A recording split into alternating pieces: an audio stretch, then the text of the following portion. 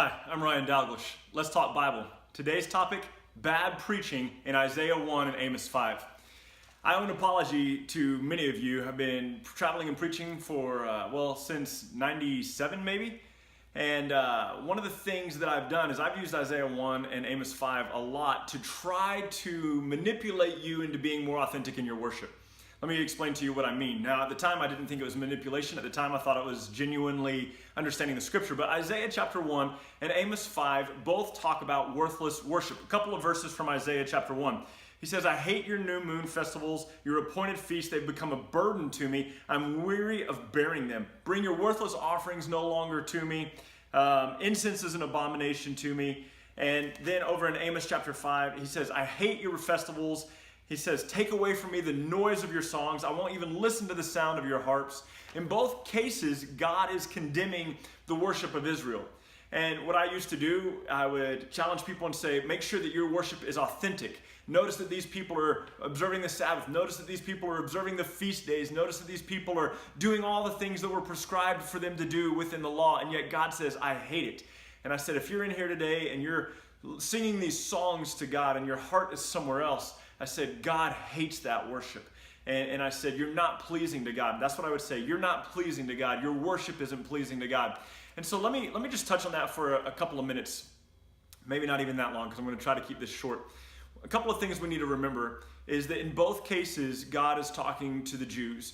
He is talking to people who are under a covenant of law for righteousness' sake. In other words, if you uphold all the law, you'll be righteous. If you don't uphold the law, you're not righteous. And the reason he hates their festivals and their assemblies and their songs is because they've rejected him. They've started worshiping idols. They've started serving false gods. They've started burning their children in the fire to Molech.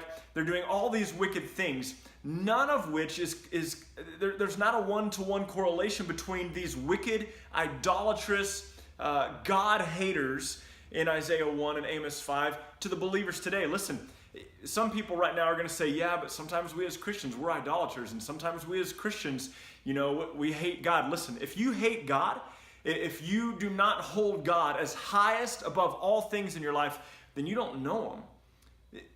We sometimes will say to Christians, we'll say, don't be a Pharisee. A Christian can't be a Pharisee. There's not an example that the Pharisees that God rebuked in the scripture, that Jesus rebuked in the scripture, were people who did not believe he was God. So Isaiah 1, Amos 5, these are written to people who don't believe in God, who are not putting their confidence in God, who are not putting their faith in God. That's not the same thing. Now, you as a Christian, you might be weak in your faith. You might be someone who is struggling, but Isaiah 1 and Amos 5 isn't to us. It's to people who are serving other gods. It is to people who are bending the knee to someone other than the holy God. And it's important for us to know that it's not the kind of song we sing. It's not how we sing it. It's not if we're thinking about lunch when we sing it. The thing that makes us pleasing to God is Jesus. That's what makes us pleasing to God. And so I apologize to all of you who I held up Isaiah 1 and Amos 5 as an example or a condemnation of your worship. Let me say it this way. The only way that Isaiah 1 and Amos 5 would apply directly to you is if you're sitting in church every Sunday and you're going, man, I'm going to sing my songs to Jesus. I'm going to look the part, but I have nothing to do with that God. I want nothing to do with that God. If that's you, then there's a one-to-one correlation between you and the people of Isaiah chapter 1 and Amos chapter 5. So if you're going through lip service and you're offering lip service to God, but you hate him and your faith is not in him, then Isaiah 1 applies to you. But if you love the Lord your God, it isn't your singing that makes you pleasing to the Lord, it's Jesus Christ that makes you pleasing to the Lord. And Isaiah 1 and Amos 5 don't fit that narrative. I hope that this helps a little bit. I know it's a short video. Ask me questions. We'll talk some more about it later. Don't forget to subscribe. Please share this video, and I will talk to you soon. Have a great day.